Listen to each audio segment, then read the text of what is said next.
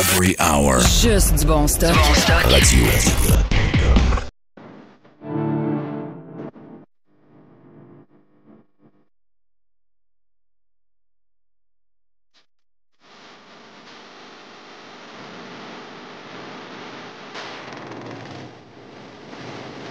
La photo en train de manger du McDonald's après le UFC dans le jet de Trump.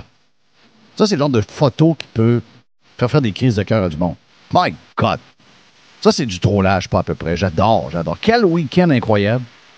J'espère que vous avez eu un bon week-end, Jerry. J'espère que c'était fun pour toi. Même Très chose beau pour week-end. Mr. White. Tu fais de beau? Il fait très beau. Pas de vent, rien. Regarde, c'était Incroyable. vraiment un très beau week-end. Je ne sais pas par quoi commencer. Parce que on est dans l'époque où les choses qui se sont passées vendredi sont déjà oubliées le lundi.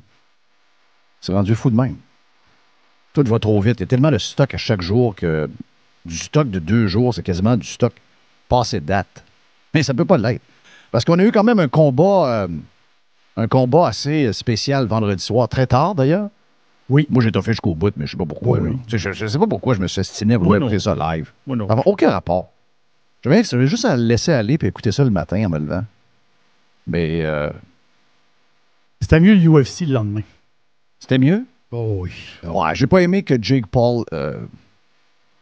Jake Paul a pas voulu humilier Mike Tyson. Ça, j'ai trouvé ça... je comprends, là. Je comprends qu'ils ont un lien. Je comprends qu'il y a un respect. Je comprends qu'ils ont été élevés à adorer ce boxeur-là. Je comprends que c'est le boxeur adoré de son père, etc., etc.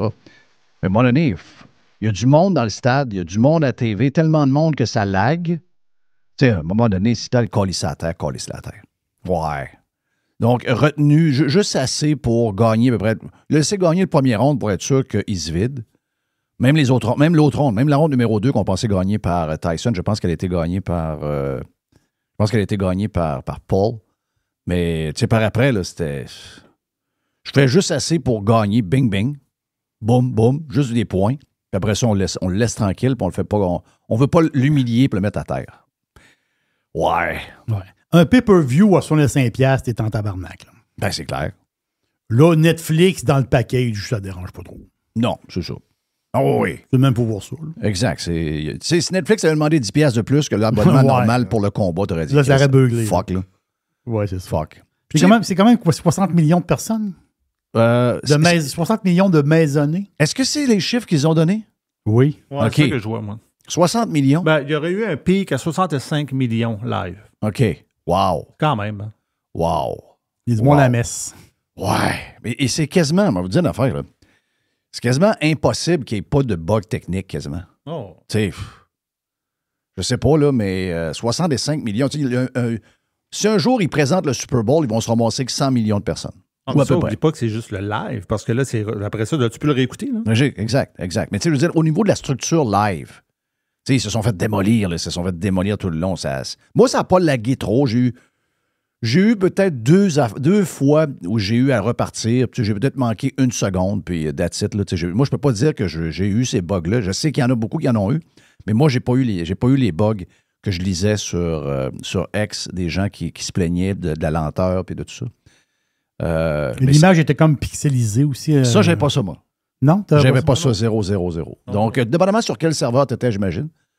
Mais est-ce que c'est possible, tu sais, quand tu commences dans cette patente-là? Parce que, tu sais, à date, Prime Video, les matchs de football qu'ils présentent, c'est à peu près 1 million, 1,5 million.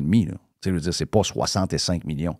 Donc, c'est probablement, et de loin, le plus gros événement en nombre streamé de l'histoire.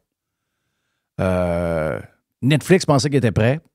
Puis, shit happens. Regarde, d'ailleurs, on fait notre mea culpa. Regardez, nous-mêmes, au cours du week-end, on a eu un problème avec la version cheap de Radio Pirate. Donc, on s'excuse aux cheap qui ont... la version live est jouée. Donc, la version, ceux qui écoutent sur TuneIn Radio, ou encore, si vous êtes avec la version YouTube, on était là, mais sur la version podcast, on a eu un petit problème ce week-end qu'on a réglé au cours de la fin de semaine. Donc, shit happens, comprenez-vous.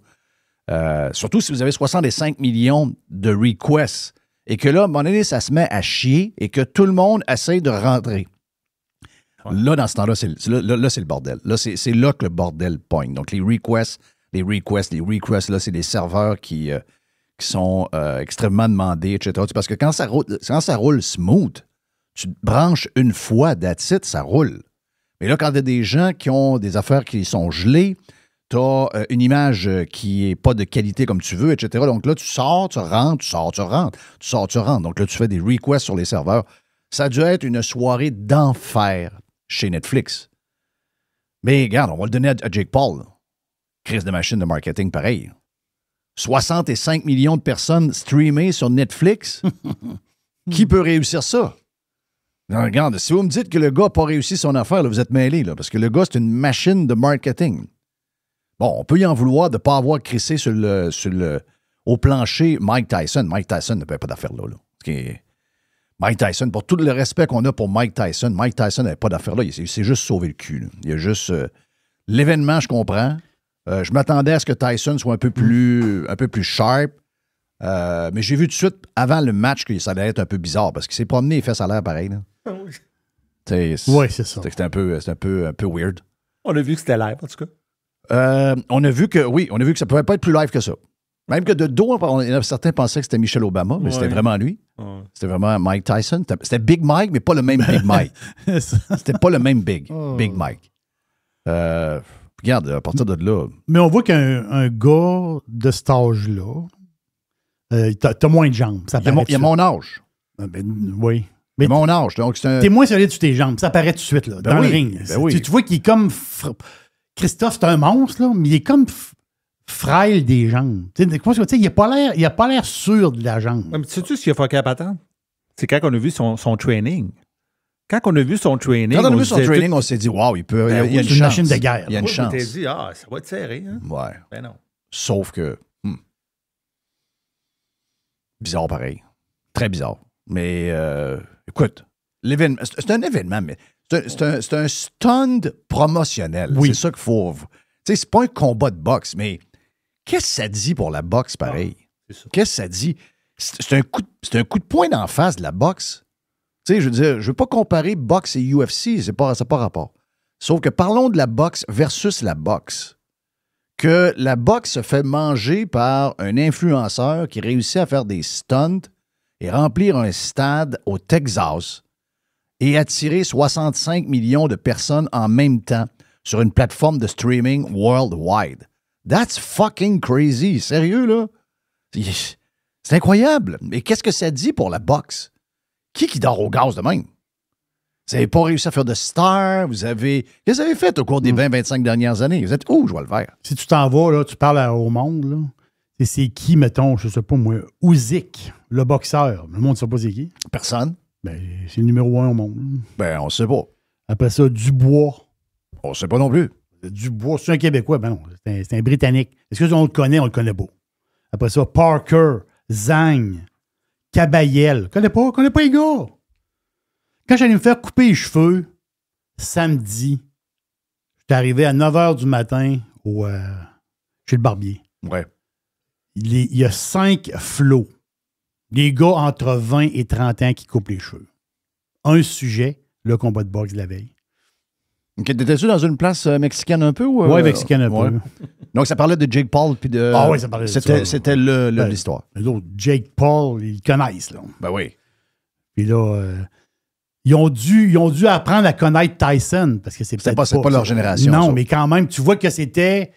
Il a réussi son pari, là. C'est dans le sens que c'était l'affaire à voir.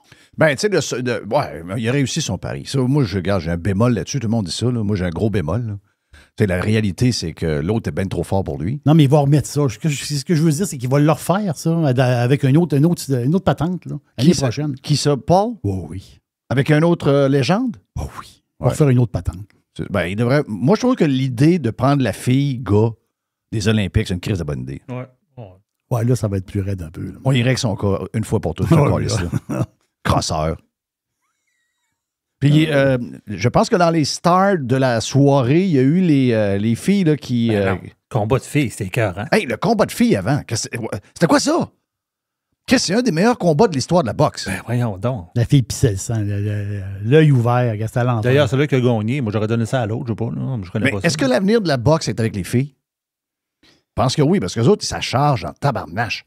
C'est hyper dynamique. C'est dans le plancher, au fond, C'est tout pas le dans temps. la défensive. 0, 0, 0, 0, 0, 0, 0.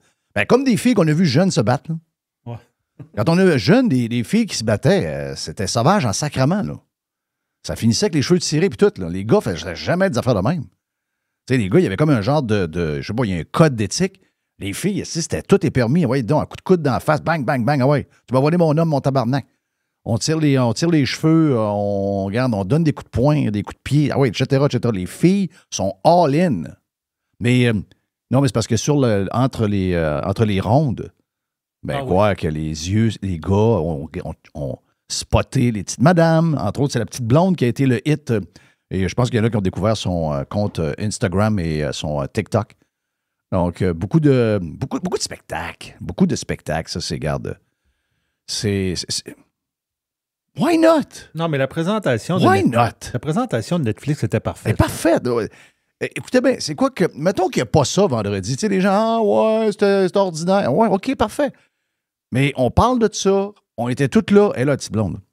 On parle de ça, puis c'est un événement. C'est ça qu'on veut, des événements. Ouais. Qu'il n'est pas couché parce qu'il l'a comme épargné. Regarde. On peut-tu dire que Jake Paul, c'est un gars qui respecte Tyson pour ne pas l'humilier? Dans un sens, peut-être que c'est une bonne affaire. Mais c'est le fun pareil. Ben oui, c'est le monde, ils sont là encore lui, ça. Oui, mais on peut écouter un match de hockey qu'on pense que ça va être le match du siècle. Finalement, ça finit 1-0, c'était plate à mort. Mais c'est quand même un événement pareil. T'étais là, puis etc., etc. Donc, il y en a un autre dans 6 mois, puis il y en aura encore 60-65 millions de personnes. Là. Non, regarde, moi, Jake Paul a tout mon respect. Je connais pas la boxe. Ce côté-là, je connais pas ça. Je vois que le gars prend ça au sérieux. Dans l'USA Today, ils disent que Paul, il voudrait pogner Conor McGregor prochain combat. Ouais, à date, on dirait que les gars de UFC à boxe sont pas bons. McGregor, c'est... Mais on s'entend-tu que c'est pas le même poids? Non, mais il est pas gros, là. Sauf qu'il pourrait peut-être prendre un peu de poids, mais McGregor, il est dur à knocker, là. Et c'est tout un moineau, là. Ouais, mais à date, toutes les stars de UFC en boxe sont comme désavantagés. Je sais pas si c'est l'histoire des pieds ou... c'est pas la même affaire. Non, c'est pas la même affaire. Mais ils sont comme... Tu sais, si lui a 5, 6, 7 pouces de longueur de bras de plus que l'autre, puis toute la... Tu sais, on dirait que des fois, on le voyait, la différence physique entre les deux. L'autre ne pouvait pas bien l'atteindre. Là. Il y avait 5 pouces de moins de bras. C'est sûr que les règlements de la boxe, tu as des règlements, le poids, Christophe, sont quasiment pesés à l'once. Là. Tandis que là, ça fait plus combat de rue. Là, dans le sens qu'un gars peut être plus... Quand tu es dans un bar, tu te bats avec un autre gars, tu ne checkes pas, ouais, lui, il a 4 pouces de moins que moi, je ne me battrai pas avec. C'est pas même ça marche. Tu en calisses une, puis ou tu reçois une, ça gueule. Ça veut dire, c'est un peu la même affaire. Si Paul pogne McGregor, m'excuse, là. On a 65 millions de vues à date, là. Ça va être battu, là, si c'est la même affaire. Ah, ça se peut. McGregor, c'est tout un moineau, là. Probablement que oui. Écoute, la boxe a un gros point d'interrogation au-dessus d'eux autres. Là. Quand tu vois cet événement-là, moi, si j'étais la boxe, là, je dirais à tout le monde, OK, on crisse tout dans le milieu de la table. Donc, tu sais, parce que moi, je connais rien à la boxe. C'est tellement compliqué, il y a tellement d'associations, il y a tellement d'organisations. Collez tout ça dans le milieu de la table, rendez les armes, donnez ça à Dana White, puis dites à Dana White, maintenant, tu gères la boxe. OK? Pas compliqué, là. Tu gères la boxe mondialement. Il y a une affaire, c'est toi qui... UFC boxe, je sais pas, moi, appelle ça comme tu veux, mais la boxe, à partir d'aujourd'hui, on te donne ça à toi. Parce que le lendemain, c'était le show au Madison Square Garden avec le UFC. Donc, tu as eu un genre de championnat. Il y a une petite danse au YMCA après le combat. Donc, si j'étais eux autres, sérieusement, je me joignerais à la UFC. La UFC avec le show. Écoute, l'entrée... Toute la gang qui arrive, le genre de super-héros qui rentre dans le Madison Square Garden. OK, là, t'as peu, là. Trump en tête, un genre de tour d'honneur après la victoire des élections où on a su, au cours du week-end, qu'il avait ramassé 76 millions de votes. Et là, t'as Trump qui rentre. Elon Musk. T'as... il y a Johnson, là, c'est ça, le gars de la... c'est celui qui est à la tête des Républicains en ce moment. T'as Don Jr., t'as Kid Rock. T'as le gars de l'Arabie Saoudite. Le gars de l'Arabie Saoudite, ça va le faire. Le gars de l'Arabie Saoudite. Non, tu sais, Kid Rock qui jase avec Elon Musk. C'est très bizarre. Pense à ça. Ben oui, c'est très, très bizarre. Puis là, l'entrée, t'as la toune de... T'as la toune... Écoute, c'est incroyable, sérieux, là. Sérieux, c'est huge. Et là, t'as le président élu, le 47e président élu qui se dirige directement vers l'endroit où sont les animateurs de la soirée et s'en va remercier. S'en va remercier celui qui a donné un coup de main et qui l'a endossé juste à la fin, qui est Joe Rogan. C'était extraordinaire. Sérieux, c'était... Tu sais, parce que moi, je n'ai vu des affaires de même, là. Et les gens sont très demandants, puis sont très me, myself and I quand c'est le temps d'utiliser quelqu'un pour gagner. Mais une fois qu'ils gagnent, tu ne les vois plus, là. C'est vrai. Ils disparaissent. Et jamais ils vont te remercier. Tu vas leur demander juste une... Une petite entrevue, un genre de petit wrap-up, tout ça. Ah non, là, il n'y a plus le temps. Là, ils n'ont plus le temps. T'es comme flushé, là. T'es comme flushé. T'es comme plus... La photo après, wow! La photo après dans le jet. Donald avec le frite dans les mains. Johnson en arrière. Robert Kennedy Jr. avec un genre de trio à 40$. Elon Musk. Trump. Regarde, ça, c'est du trollage là, extraordinaire. Ça, c'est... Il n'y a pas mieux que ça. Ils ont tous tombé dans le panneau. Je l'avais vu. Quand j'ai vu la photo, je me suis couché tard aussi samedi soir. Quand j'ai vu la photo, j'ai dit, OK, là, ils vont les faire disjoncter bien raide. Ben, Chris, ça a marché. Ça a marché. Et là, rajouter à ça les gars de la NFL au cours du week-end qui scorent des touchdowns puis qui dansent à la petite danse à Trump. Non, on s'entend en train de... Non, sérieux. Ils vont virer fou. Ils vont complètement virer fou, là. Ils vont complètement virer fou. Les petites danses puis toutes les petites patentes, c'est extraordinaire. Quel week-end incroyable. Titre d'un article du Journal de Montréal de ce matin. Donald Trump et RFK Jr. se goinfrent de burgers et frites après avoir promis de rendre l'Amérique saine. Je pense qu'ils n'ont pas compris, là. Rendre l'Amérique saine, ça ne veut pas dire de rendre l'Amérique plate, là. Pas de ça qu'on parle, là. Rendre l'Amérique saine, ça veut dire de checker les vaccins, puis voir si les vaccins sont safe, etc. Si les vaccins ont des bons produits dedans, pas trop de produits dangereux, si ça a été bien checké, etc., etc. Puis voir si dans la bouffe, s'il y a beaucoup de choses transformées, s'il y a beaucoup de sucre, s'il y a beaucoup de ci. Ouais, mais McDo, c'est du bœuf, des frites, des patates, des affaires. Tu veux dire, mais si t'en manges une fois par semaine, Problème. mieux, une fois par mois. Il n'y a aucun problème. C'est pas ça le problème. C'est que vos enfants, s'ils mangent des céréales à tous les jours et que vous pensez que vos enfants, parce qu'ils mangent des céréales avec du lait, qu'ils mangent un repas qui est sain, quand on regarde ce qu'il y a dans les céréales, c'est rien que de la marde. OK? Et vous en mangez à tous les jours. Donc, calmez-vous les nerfs. Ça ne veut pas dire de ne pas avoir de fun que de rendre l'Amérique saine. Ça veut dire de, tu sais, manger une poutine. Il n'y a aucun problème à manger une poutine. Vous mangez une poutine, il n'y a pas de problème. Le problème, c'est que si vous mangez 5 poutines par semaine, c'est du fromage, des patates, de la sauce. Pas bien grand-chose là-dedans. Mais si vous mangez 5 poutines familiales par semaine, vous allez avoir un problème. Donc, c'est pas de rendre l'Amérique plate. Faites-vous-en pas, là. Cette gang-là ne rendront pas l'Amérique plate. C'est une gang de... C'est les super-héros, je vais le faire. C'est les super-héros qui sont en train de remettre l'Amérique à sa place. Juste avant le parti, vous avez remarqué que probablement que les démocrates vont s'assurer que la Troisième Guerre mondiale est pognée.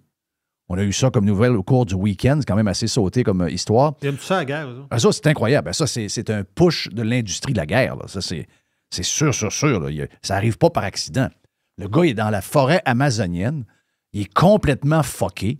Il est complètement frosté. Il n'est plus là. Il n'est plus là pantoute. Le gars est frosté raide. Et là, il annonce ça de même. Tu sais, je veux dire, ça, c'est une job de salle. Ça, c'est juste pour mettre le bordel avant que Trump pogne. Excusez-moi, là, ça ne marche pas pantoute, là. Mais c'est ça. Ils veulent avoir la guerre. Donc, les missiles à longue portée, l'Ukraine va pouvoir se servir des missiles américains de longue portée. Exact. C'est ça, la patente. Là. Exact. Donc, ça veut dire que ça implique les pays pour de vrai, là. Oui. Directement. Oui. Là, ça implique les pays pour vrai. Non, c'est dégueulasse. Non, mais vous allez voir que la réaction sur la photo avec le McDo dans l'avion attire beaucoup plus nos médias que cette décision-là. Là. Parce que leur maladie mentale sur Trump, c'est complètement crazy. On va vous lire des bouts tantôt de Loïc Tassé. Je veux dire, Loïc. C'est fucké raide, là. Ce qui se raconte ici sur Trump, écoutez, sur Blue, c'est quoi? C'est Blue Sky? Blue Sky. La fille s'appelle Liliane Marie, OK? Libertine à Lily à bluesky.social. Je sais pas c'est quoi cette affaire-là. Moi, je n'aurais pas de compte Blue Sky, OK? D'abord, on est très, très bien en passant sur... on est très bien sur X depuis que ces gens-là ont créé le camp. Sérieux, là, ça l'a nettoyé la place. Ça ne durera pas longtemps. Ils vont venir. Ils vont venir, ils vont s'ennuyer. Là.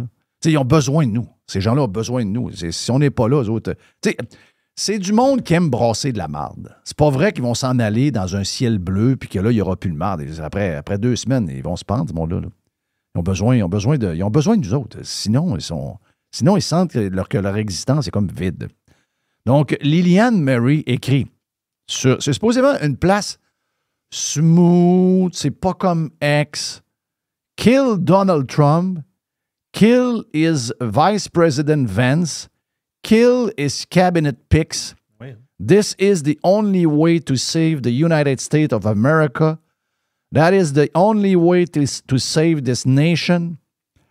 I lose if I stand by quietly. There's no victory condition for me if I stay quiet. I support the assassination of Trump. Ça, c'est sur Blue Sky. Ils ont déjà perdu le contrôle, la patente. Là. Ils ont déjà perdu le contrôle. Mais ça vous montre comment ces gens-là sont complètement fucking crazy. Là. Écoute, il y a même une lesbienne. Il y a une lesbienne du côté de... c'est Los Angeles, en plus. Il y a une lesbienne, un petit gars, là. Elle est vraiment lesbienne, petit gars, pour vrai. Les cheveux, elle s'habille comme un gars. Elle a des habits de gars. Elle a une coupe de gars de cheveux. Et elle a été déshonorée par la communauté LGBTQ de Los Angeles pour 2 choses. D'abord, elle est pro-Israël et elle est pro-Trump. Non, ça, c'est fini. Elle est fini. Là, du jour au lendemain, la diversité est finie. C'est terminé pour cette gang-là.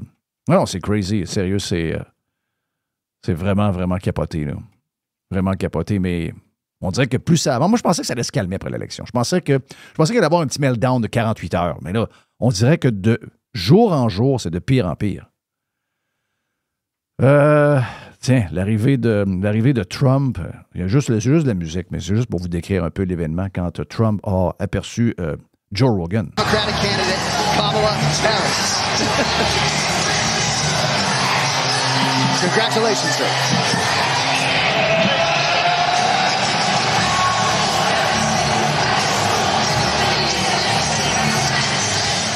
Vous savez pas comment, pour moi, c'est... parce que j'ai déjà donné des coups de main. Je pourrais vous donner la bombe. La bombe, c'est le plus bel exemple que j'ai devant moi. Je pense que j'ai aidé pas mal la bombe à se faire élire d'une certaine manière. On l'a lui-même conseillé personnellement des fois quand il était découragé au début de la campagne.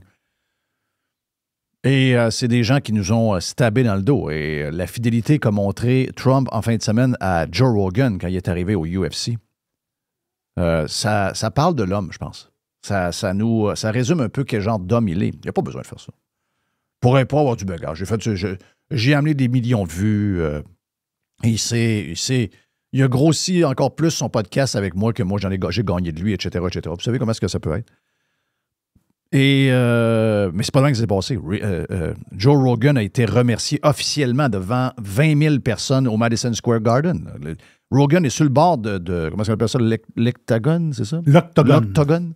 Donc, sur le bord de l'octogone avec l'équipe de diffusion qui l'accueille, puis là, ben, il se fait serrer là, pendant 20 secondes de temps. Puis Trump, il dit des choses dans l'oreille en voulant dire « Hey man, D'abord, merci pour ton support. Merci pour ce que tu as fait pour nous autres. Tu fais partie d'une des raisons pourquoi on a gagné cette élection-là. Tu as une grosse partie de ça qui te revient. Donc, thank you, man. Puis, je t'en dois une pour tout le temps.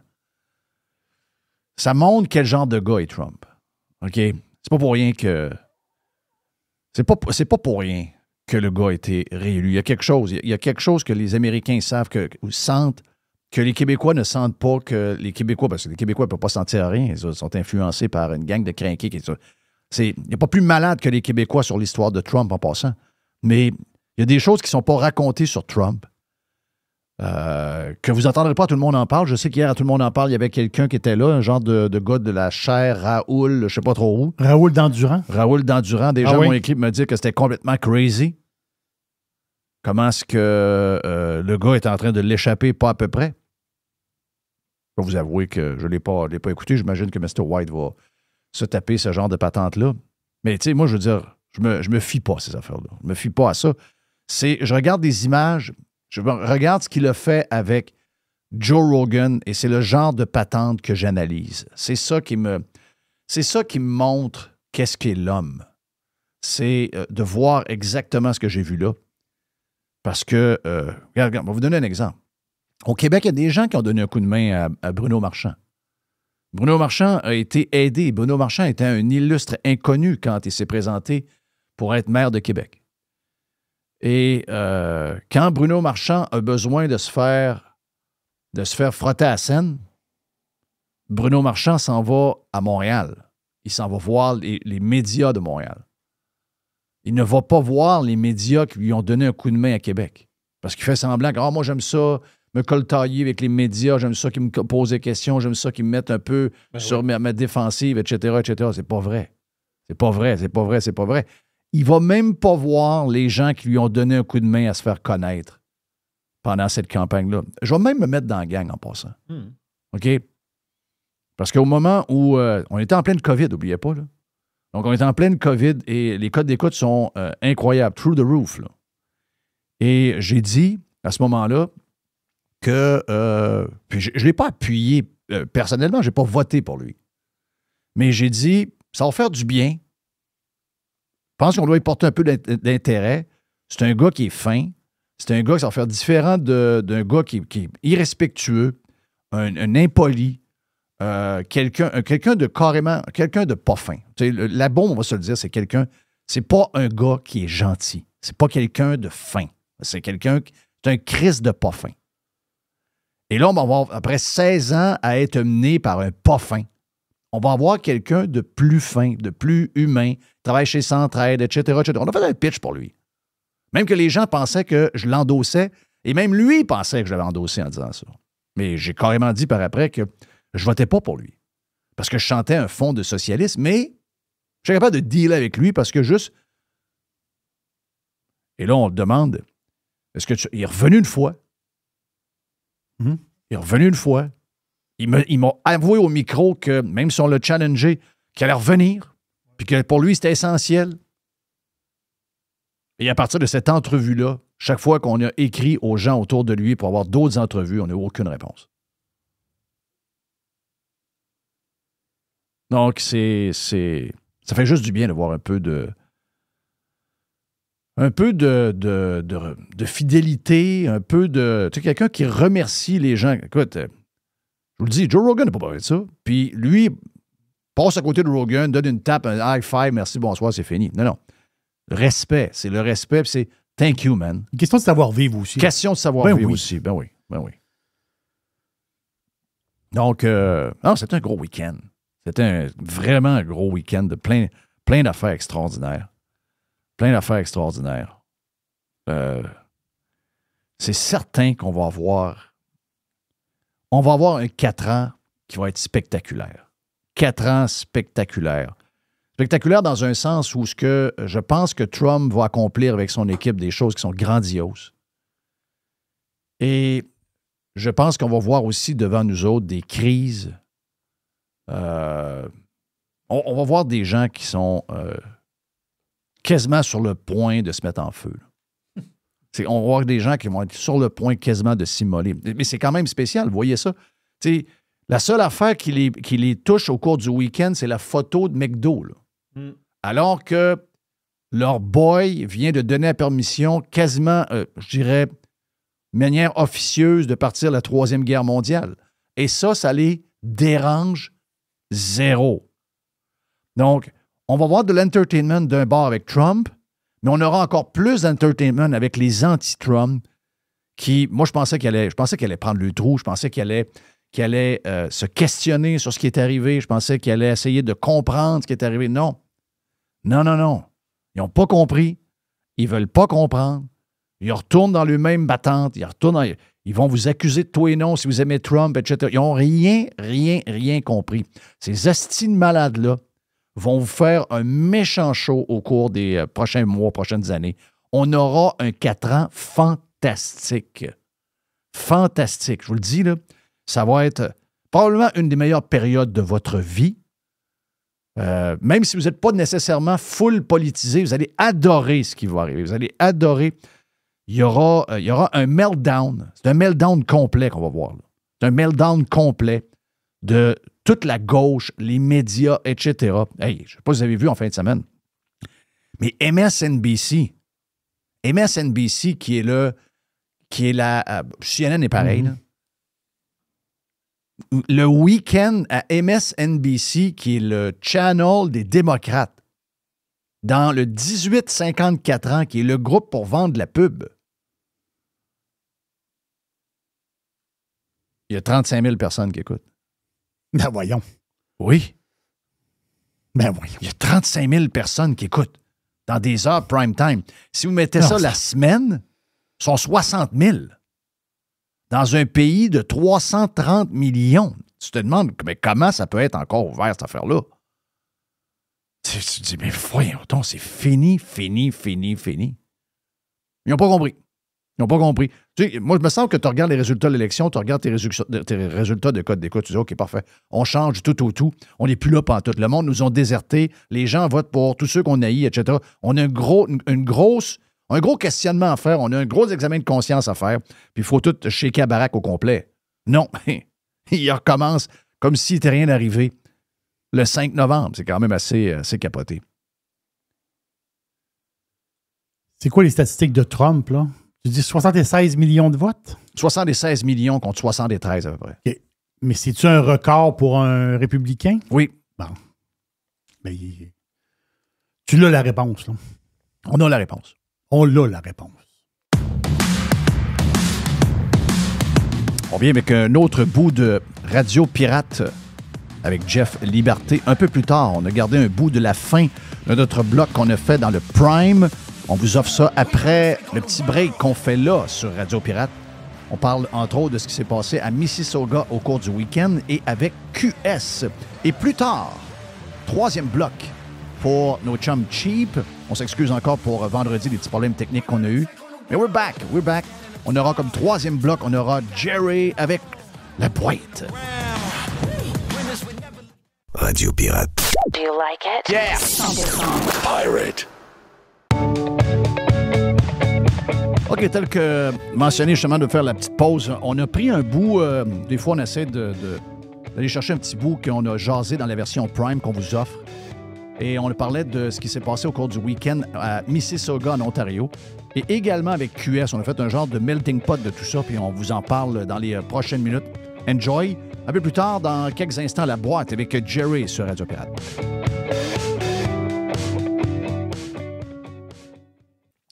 Tiens, je vous laisse avec ça pour débuter la semaine. Ça s'est passé à Mississauga, au Canada, près de Toronto, au cours du week-end. Jihad, sabiluna! Sabiluna al-jihad!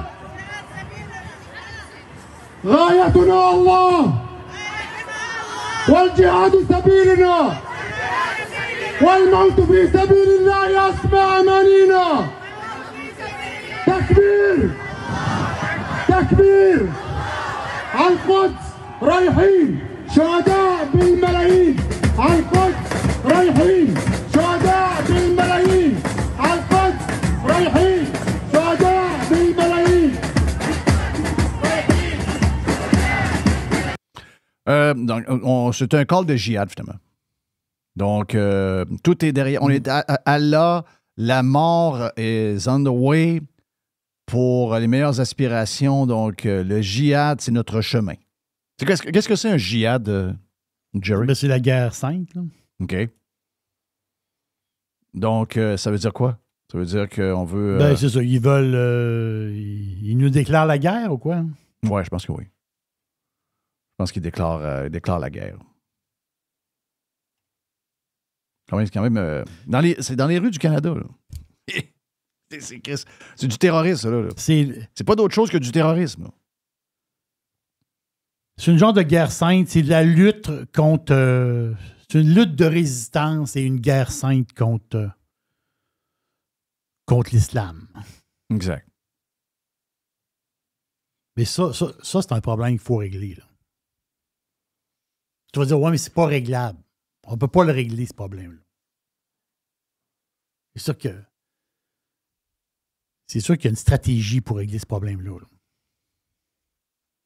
Tu peux pas avoir des gens qui viennent ici et qui sont contre nous. Tu peux pas. Tu peux pas. Ben, me semble. Si toi, tu t'en vas demeurer quelque part, puis tu es un nouveau citoyen à quelque part, il faut que tu pousses dans le sens de la population qui t'ont accueilli. Ben oui, c'est sûr. Mais moi, c'est l'autorité qui me... Tu sais, que des gens cherchent la ligne. OK, on est rendu dans notre nouveau chez nous, puis on va essayer de voir jusqu'où on peut aller avec nos affaires à nous autres, puis comment tolérants ils vont être envers nous pour telle ou telle raison. Moi, c'est plus ce côté-là qui m'inquiète, de voir le laisser-aller total pour je ne sais pas quelle raison, parce qu'il y a des groupes qui sont soumis à un moment donné à chaque fois qu'ils font quelque chose de travers. On a eu des exemples de ça au cours des dernières années, surtout pendant la COVID. Mais, je veux dire, les autorités font rien. La police fait rien, le premier ministre fait rien, l'armée fait rien. Il n'y a personne qui est arrêté, il n'y a personne qui est mis dehors du pays, il n'y a personne. Donc, eux autres, dans leur tête, eux autres, ils peuvent s'en aller dans les rues de Toronto, de Mississauga et caler le djihad, là. OK? Ils peuvent crier, on l'a vu dans la dernière semaine, ils peuvent crier que leur but ultime, c'est la mort des Américains, la mort des Juifs et la mort des Canadiens. Sans problème, sans que ces gens-là subissent aucune pression, absolument à rien. Moi, c'est plus ça. Que eux existent. On les a rentrés ici, on savait ce qu'il y avait dedans d'eux autres. OK? Pas tout le monde, mais une certaine partie d'eux autres. Ça, on le savait. Mais à partir du moment où tu leur montres la ligne, c'est fini, là. C'est ça ou t'es dehors. Mais à chaque fois, ils ont testé la ligne. Et à chaque fois, ils font un pas, deux pas de plus, pas mal loin. Et il n'y a aucune contrainte. Donc, ils disent, aucune contrainte. La fin de semaine d'après, on peut en rajouter encore un peu. Oui, on peut en rajouter. Et c'est ce qui arrive. Donc, ça donne ce que ça donne. Donc, c'est un manque de leadership, c'est un manque de rigueur, puis juste... Je pense pas que selon les lois, tu peux coller ce genre de patente-là, là. C'est une forme de terrorisme, clair. Ça se passe chez nous. À Mississauga, je vais le faire. Mais mettons que on va faire un scénario inventé, mais qui est possible. Mettons que le Canada, dans les années à venir, la situation mondiale, ça va moins bien. Puis à un moment donné, le Canada fait comme dans d'autres pays, fait une genre de conscription et demande à des jeunes de rentrer dans l'armée de force. Ça s'est vu, là. Pour les guerres, ils ont enrôlé des gens de force dans l'armée. Mm-hmm. Bon, tous les pays ont fait ça, là. Parce que les lois... On est en guerre. La Première Guerre mondiale, c'était comme ça. La Deuxième Guerre mondiale, c'était comme ça. Il y a une conscription, puis les jeunes de tel âge à tel âge, il faut qu'ils se présentent au bureau, puis ils rentrent dans l'armée de force. Mm-hmm. Ceux qui ne viennent pas, ben, sont arrêtés. Et là, je fais un scénario, là. Mais là, t'es à Mississauga. Là, tu as un bureau du gouvernement, tu as un bureau de l'armée. Puis là, les jeunes de 20 à 25 ans, il faut qu'ils se présentent au bureau. Mais là, tu as les enfants de ce monde-là, là, de ces gens-là. Là. C'est des Eux autres, il faut qu'ils se présentent. Là. Est-ce qu'ils sont Canadiens, eux autres? Est-ce que c'est des Canadiens? Oui, ils sont Canadiens. Il faut qu'ils se présentent comme moi, mon enfant va se présenter, ou il faut qu'ils se présentent comme tous les jeunes entre 20 et 25 ans, il faut qu'ils se présentent. Mais toi, tu vas dire, ben, moi, je ne peux pas me présenter parce que moi, je suis musulman. Non, il faut que tu te présentes. T'es musulman, c'est ta religion, mais tu es Canadien. Il faut que tu te présentes au bureau. Non, moi, je ne veux pas me battre avec vous autres. Mais si tu ne veux pas te battre avec nous autres, il faut que tu partes. Ben oui.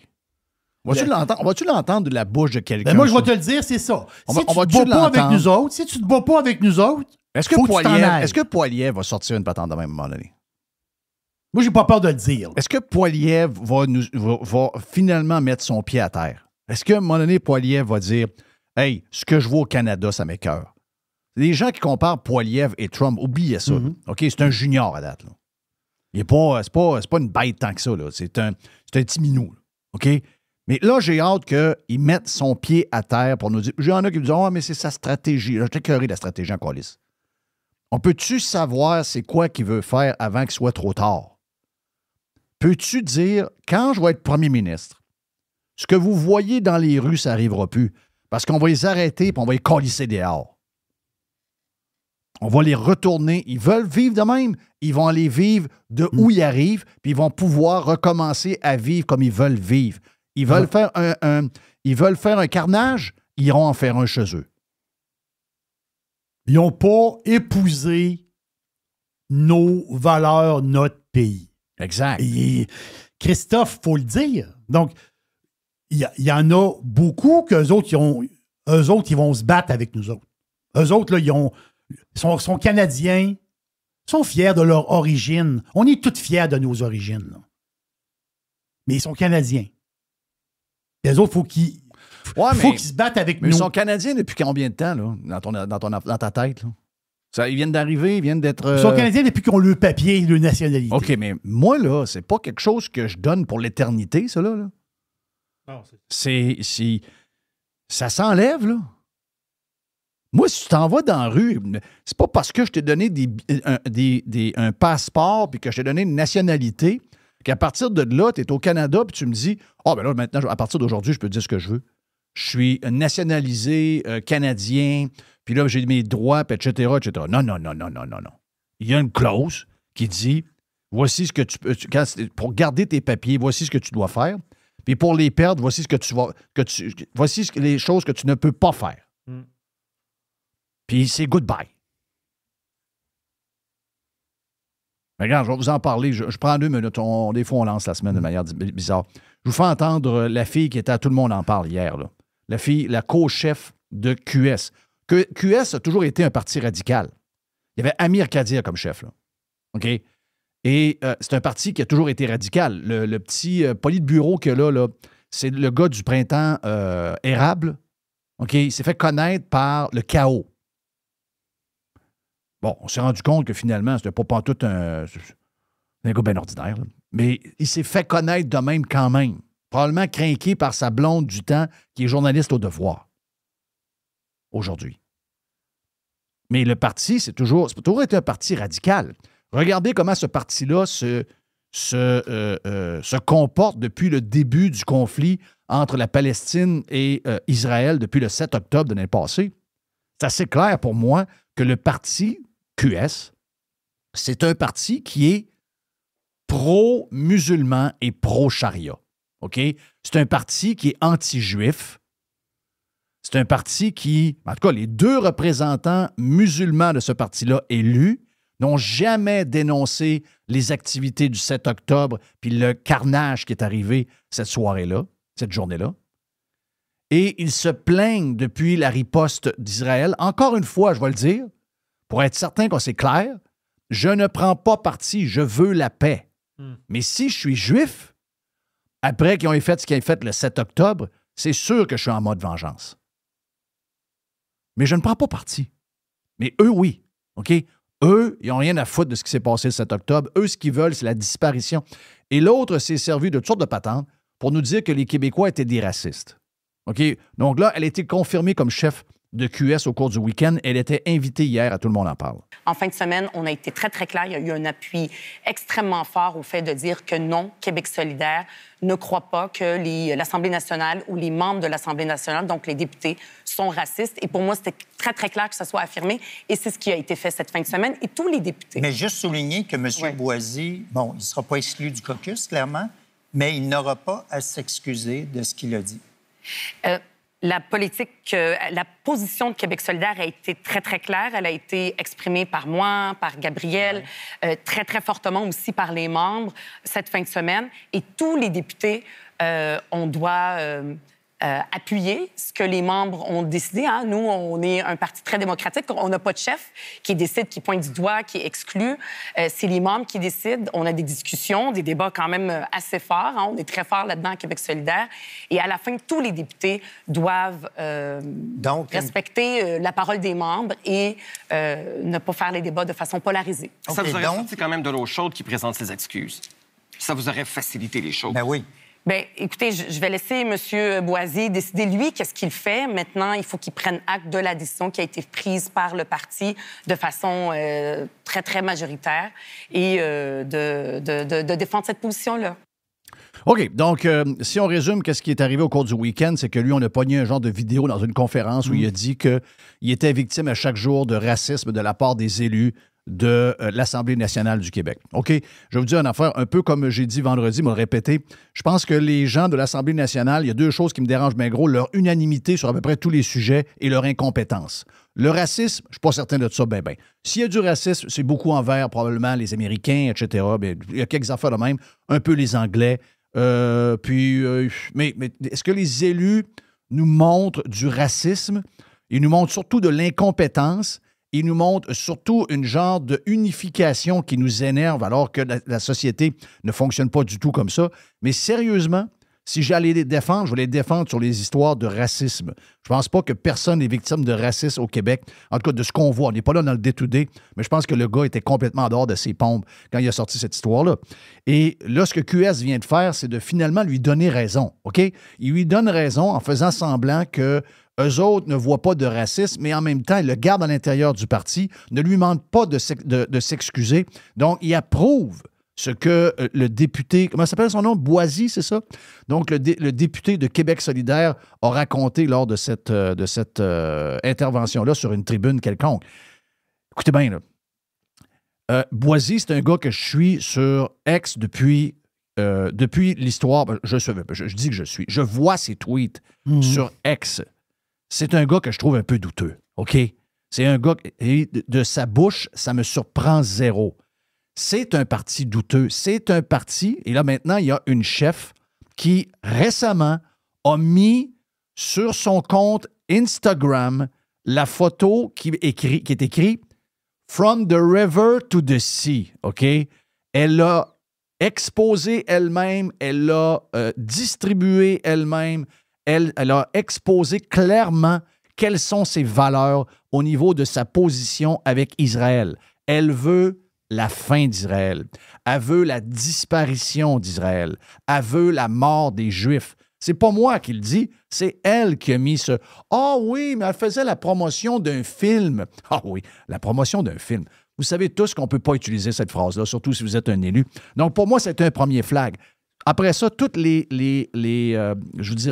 tweets de ce monsieur-là, M. Boisy, depuis le 7 octobre, beaucoup de tweets très louches de ce qui se passe avec le conflit Israël et le Hamas. C'est des gens qui n'ont jamais dénoncé le terrorisme du Hamas, ils n'ont jamais dénoncé le 7 octobre. Vous pouvez défendre Gaza, vous pouvez défendre le peuple palestinien. Il n'y a aucun problème avec ça. On est tous pro-paix. On ne veut pas voir de gens qui sont victimes de la guerre. On ne veut pas voir d'enfants mourir. On ne veut pas voir de femmes mourir. On ne veut pas voir de civils mourir. On ne veut rien voir de ça.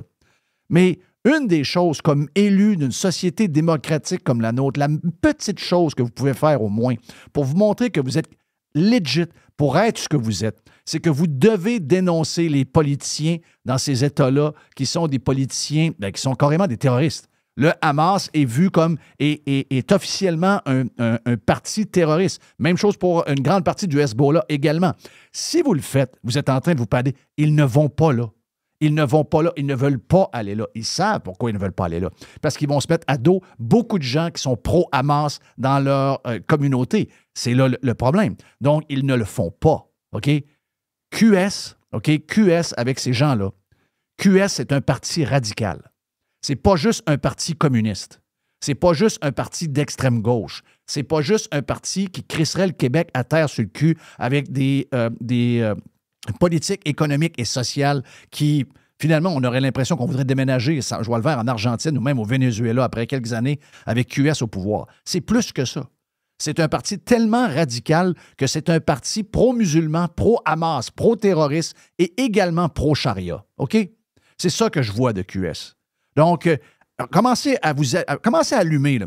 C'est bien beau l'histoire de Donald Trump. C'est bien beau l'histoire de Robert Kennedy Jr. C'est bien beau l'histoire de Elon Musk. C'est beau. Il y a un paquet d'histoires qui sont bien correctes. Là. Mais si vous commencez à vous intéresser un peu plus à ce qui se passe chez nous, vous allez vous rendre compte que QS, qui a encore 13 % des intentions de vote en passant, je sais que ça ira probablement pas plus loin que ça, mais ils ont quand même plusieurs élus à l'Assemblée nationale. C'est une honte. C'est un parti radical. C'est un parti dangereux. C'est un parti qui n'est pas capable de se dissocier de l'extrémisme religieux musulman. C'est clair à nos yeux. On l'a vu. Ils ont été testés au cours du week-end et malheureusement, ils ont failli à la tâche. Ça aurait été tellement clair pour eux autres de se détacher de ça, mais ils savent qu'ils sont fourrés parce qu'à l'intérieur de leurs membres, à l'intérieur des gens qui votent pour QS, il y a énormément de ces gens-là et ils ne sont pas capables de se détacher. Ce n'est pas juste un parti de gauche, c'est pas juste un parti communiste. C'est un parti qui est très religieux sur le fond, très musulman. C'est un parti qui est pro-charia, OK? Donc, c'est insupportable. C'est insupportable. Et c'est surtout dangereux, les amis. Ils ont des élus à l'Assemblée nationale. Il y a deux élus que je ne sais pas vraiment qui ils sont. Mais c'est comme ça qu'ils s'installent, OK? Parlez à n'importe qui ont vu comment... En Angleterre, ils l'ont fait, en tout cas. Ben oui, ils l'ont fait. Oui. Donc, ce qu'on a vu dans les rues, on a parti avec ça, là, ce qu'on a vu dans les rues de Mississauga au cours du week-end, puis ce qu'on a vu dans les rues de Montréal depuis quelques mois avec toutes les manifestations pro-palestiniennes, les amis, on est en train de l'échapper, là. On est en train de l'échapper. On est tellement défocus avec Trump. On est tellement défocus sur Pierre Poilievre. On est tellement défocus sur nos affaires, nos histoires qu'on monte en épingle ici, qu'on n'est pas en train de se rendre compte de ce qui se passe. Il y a un orignal dans la chambre de bain, puis on ne le voit pas, là. QS, c'est un parti radical. Ils ont des élus à l'Assemblée nationale. Il y a plusieurs lumières qui devraient allumer. On a confirmé tout ça au cours du week-end. On s'en doutait. Et savez-vous quoi? Les Québécois dorment au gaz pareil. Calif que c'est inquiétant. Calif que c'est inquiétant. C'est incroyable. Faut se faire un break. On vient. Puis on va faire une boîte avec Jerry, je pense. On a mis Jerry? On a une belle petite boîte. Tu vas avoir du stock un peu. On vient dans quelques instants sur Radio Pirate.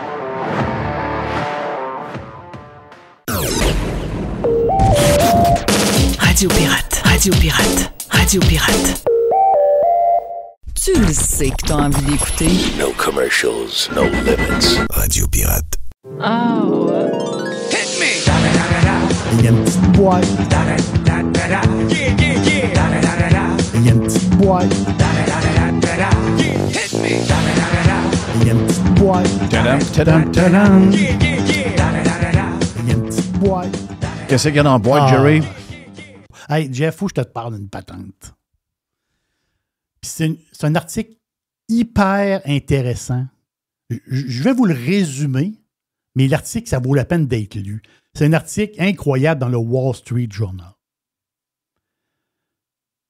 Tu nous as glissé un mot il y a quelques temps. Je ne me rappelle pas quand, mais tu sais, toi qui n'avais glissé un mot de ça, puis je vais dire, ah ouais. Puis là, j'avais vu ça, je dis, c'est capoté.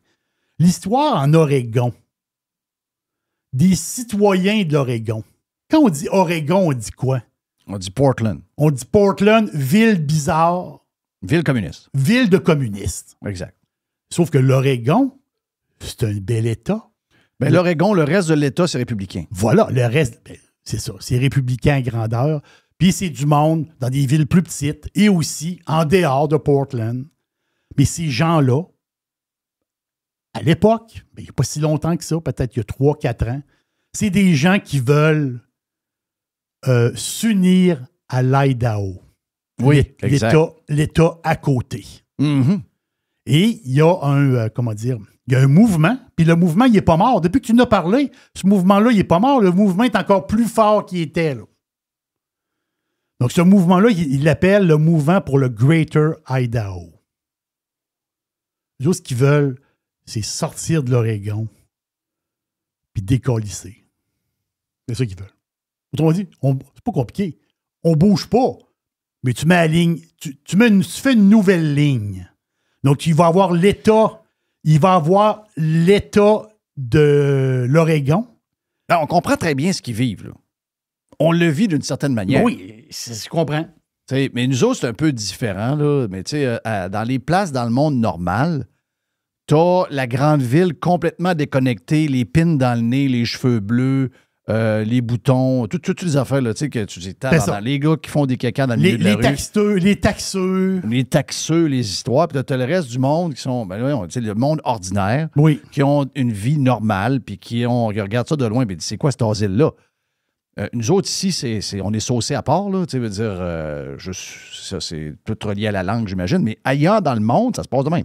Il y a une déconnexion entre les villes et les suburbs, les villes de banlieue, les régions, etc. Tu sais, en principe, nous autres, là, nos régions, incluant probablement même la région de Québec, devraient être très, très, très conservateurs. Tu sais, dans un monde normal. C'est comme ça ailleurs. Donc, à un moment donné, tu regardes la gang, tu dis... Ouais, mais je fit plus avec eux autres. Je fit plus pendant doute. Exactement. Puis c'est ça, un peu ce qu'on ressent, là, nous autres, à petite échelle, parce qu'on n'est pas nombreux au Québec à être de même, là. Mais il y a beaucoup de monde qui disent ouais, mais là, moi, je me sens pas bien du tout là, avec ce gang-là. Ben, dans les endroits où que le nombre est là. Tu sais, nous autres, ici, tu veux faire, on est ce qu'on est, là, mais ailleurs, il y a vraiment, c'est un ou l'autre. Soit que tu es un démocrate fucké, ou tu es quelqu'un de normal. Tu es un républicain, tu es quelqu'un de normal. Ou soit tu es fucké raide. Et les gens normaux, ils veulent plus être avec le monde fucké. Et ils peuvent se mettre ensemble. Ils disent, over is over. On prend à la ligne, on la tasse de place. C'est ça. Mais là, l'idée du... cette idée-là du Greater Idaho fait tache d'huile. Là, présentement, puis c'est capoté, là, très bon article dans le Wall Street Journal. Là, en Illinois, oui, il y a une gang là, qui travaille fort pour se séparer de Chicago. Là. Eux autres, ils veulent se joindre à qui? Non, ils veulent former un nouvel État. OK. Il va avoir l'Illinois, puis il va avoir le New Illinois. OK. Je dis, wow! Là, la séparation, c'est d'un bord, tu vas avoir 7,5 millions d'habitants pour le New Illinois et 5,2 millions d'habitants pour le Grand Chicago et le Grand Chicago autour. Ça va quand même assez loin. Là. Donc, eux autres, ce qu'ils veulent, c'est avoir un nouvel État. Ils veulent former un nouvel État. Puis, ils sont organisés pour vrai. Là. C'est pas une patente, tu dis, ils sont 2-3 gars, puis ils niaisent. Non. Ils sont vraiment organisés. Et ça va comprendre la ville de... c'est Pretoria? Je sais pas, la ville de Rockford. Puis, il y a une autre ville aussi, dans l'Illinois, qu'eux autres, ils vont être dans le nouveau... Mais c'est quoi le principe? C'est un genre de référendum? C'est quoi qu'ils font? Ben, la face, c'est qu'ils veulent... c'est ça. Ils veulent faire connaître leur idée, qui quand même, il y a beaucoup de monde embarqué dedans déjà. Puis ils veulent regarder du point de vue, autrement dit, constitutionnel, la façon de faire un nouvel État. Puis il y a beaucoup de monde qui veulent embarquer. Tu as vu qu'il y a des rumeurs aussi de... Il y a... La Californie. La Californie qui aimerait se séparer? Ben oui. Mais là, c'est là que je m'en allais. Le New California. Ben oui. Le New California, c'est 22 millions d'habitants. Puis la California, ça va être 17,4 millions d'habitants. Le New California, c'est plus de Los Angeles, puis il y a une partie de la côte, puis il y a une autre place. Il n'y a pas de San Francisco, c'est sûr. Il n'y a pas de San Francisco.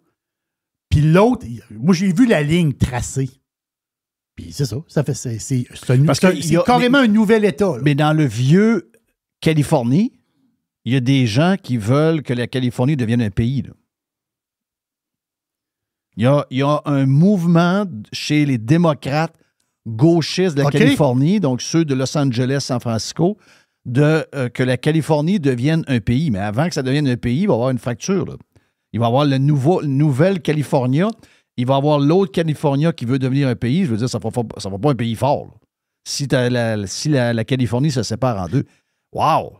Ah non, ça risque de brasser. Nous autres, est-ce qu'on pourrait faire des affaires de même, nous autres? Est-ce qu'on pourrait penser une patente de même?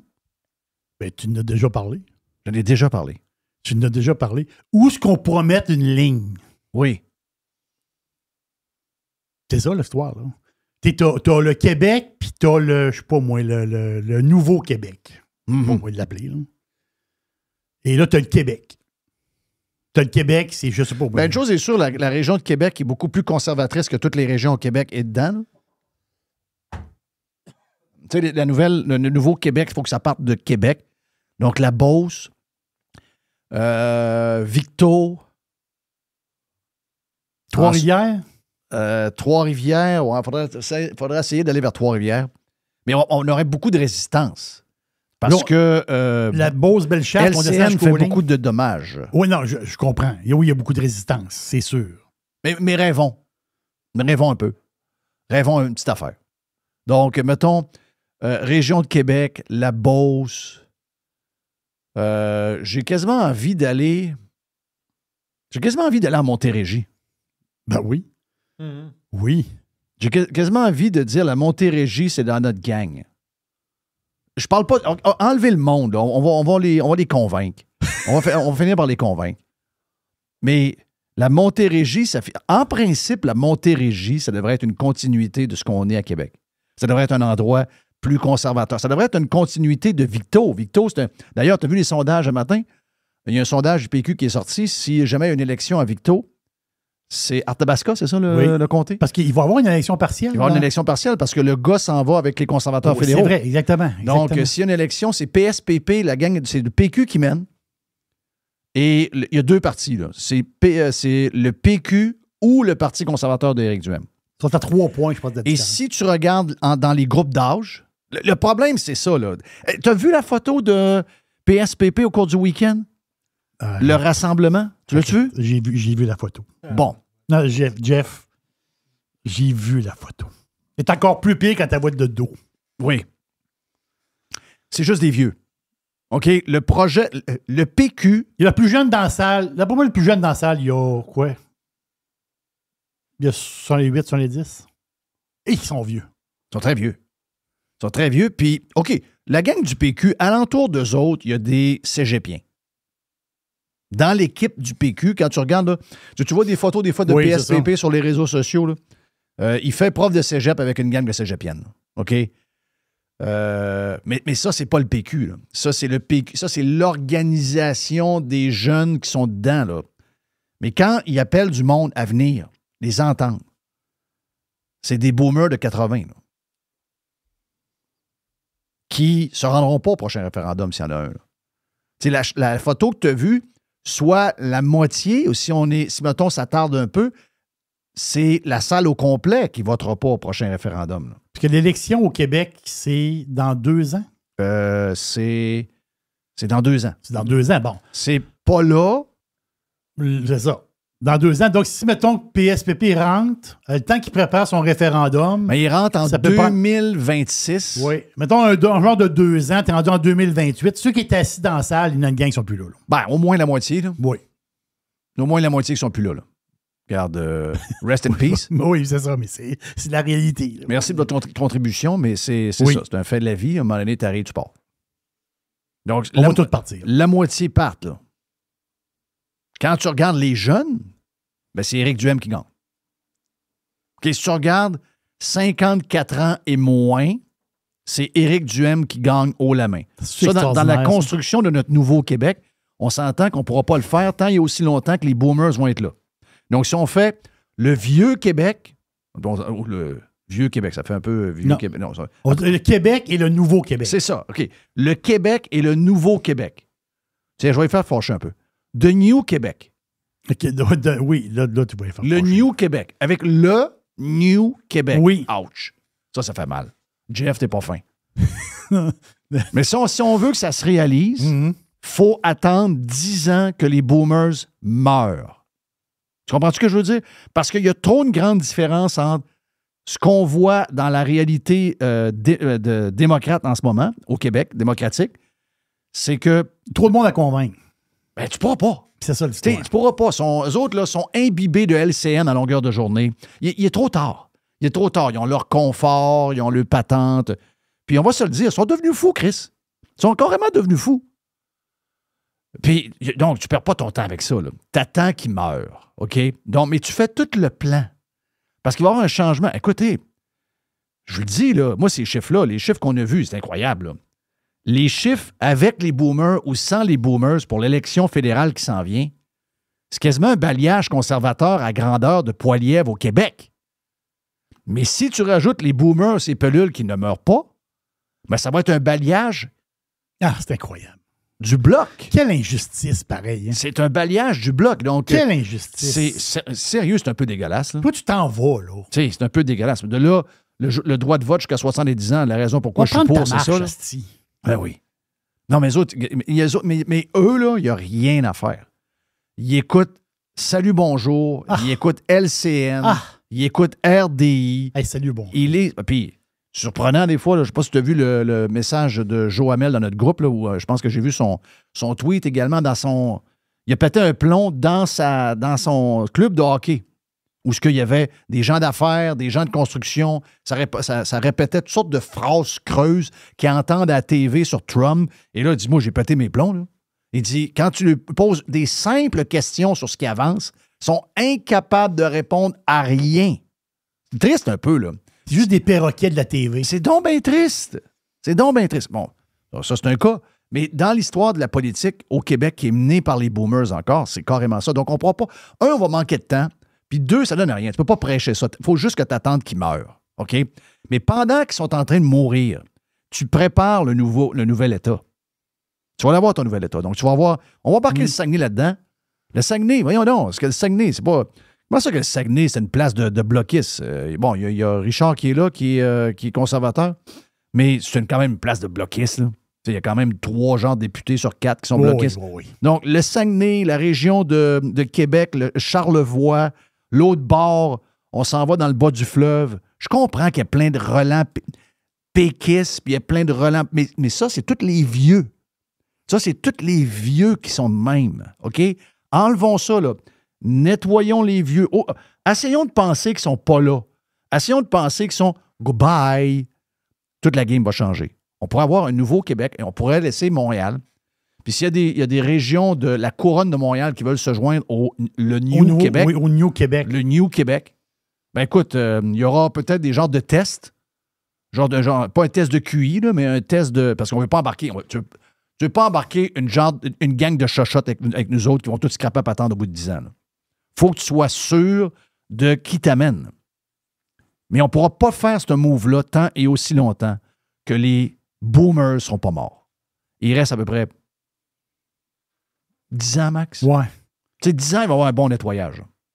10 ans, on va avoir un très, très, très bon nettoyage. Regarde, c'est ça qu'on disait. Sur la photo de PSPP, tu me dis élection dans, mettons, 4 ans. On fait une élection plus le référendum, ça donne à peu près 2028. Oui. Sur la photo 2028, de ce que j'ai vu sur la photo, la moitié sont morts. Si tu mets 10 ans, la salle est vide. Oui, ça, c'est sûr, la salle est vide. Donc, il y a des bonnes nouvelles à venir. Tu comprends? Donc, c'est à partir de là qu'il faut oubliez ça, les gens. Tu sais, je le disais l'autre fois avec Éric Duhem, j'ai mangé avec Éric, j'ai dit, Éric, oublie ça. Tu sais, il dit, ouais, mais qu'est-ce qu'on fait pour essayer de convaincre les boomers? Tu ne réussiras jamais à convaincre les boomers. Non. Donc, premièrement, ils n'aiment pas les gays. OK? Premièrement, t'es gay, ils n'aiment pas les gays.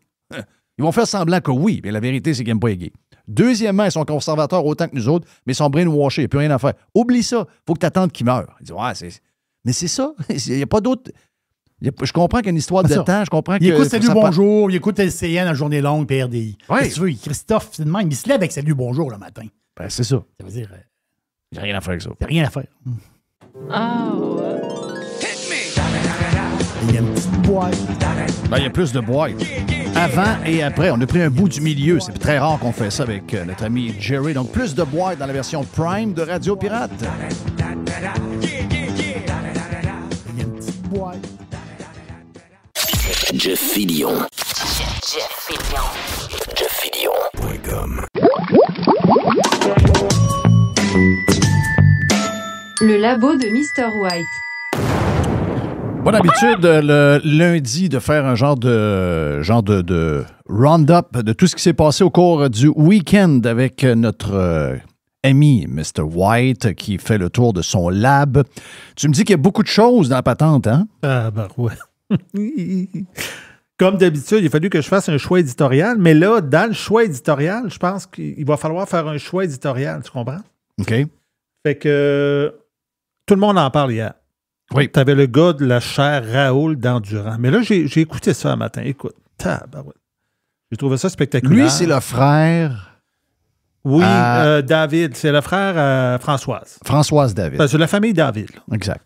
Fait que là, il est allé parler. Écoute, ils ont fait un segment de 20 minutes pour parler de toutes les nominations de Trump, à quel point tout était... Il les a toutes descendues un après l'autre. Là. Okay. Puis là, j'ai dit... descendu avec des choses claires? Avec des arguments? Est-ce qu'il y avait des arguments?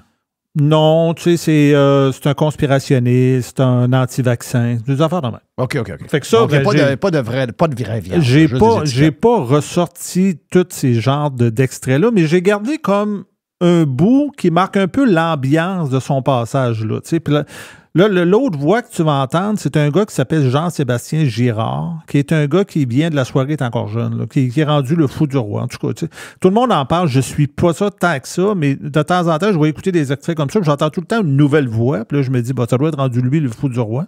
Parce que je sais même pas s'il y a un fou du roi permanent maintenant. Là. Je m'en rappelle plus. Fait qu'on écoute ça, ça va vous montrer l'ambiance de ce qu'il y avait sur le plateau. Oui. Ça m'a pris une semaine de me remettre de ces élections-là, quand même, là. On dirait qu'on est dans une dystopie, que ça se peut pas, cette conversation-là. On est en train de jaser que des criminels, que des complotistes sont présentement à la tête des États-Unis. Écoute, je dis que c'est comme la théorie Marvel. Il y a comme deux univers qui se sont entrecroisés, là, puis il y a une terre qui n'est pas la nôtre, où appartient Donald Trump et sa gang qui arrivent ici soudainement. Puis on se dit, mon Dieu, qui sont donc colériques et qui sont... OK. Qui est qui là-dedans? Là, la voix, à la fin, c'était Louis-Philippe David, la chaire Raoul d'Endurant. Puis l'autre voix que tu entends, c'est celui qui jouait le rôle du fou du roi. Qui est un gars qui arrive, La Soirée est encore jeune. On mélange pas mal les genres. Fait que là, c'est ça. Fait que juste pour te dire que j'ai sorti juste cet extrait-là. Mais c'est le même que ça marche, là? C'est juste que c'est comme ça qu'on analyse? Oui, non, il n'y avait pas de... Qu'est-ce qu'on étiquette? On étiquette. Asti qu'on étiquette.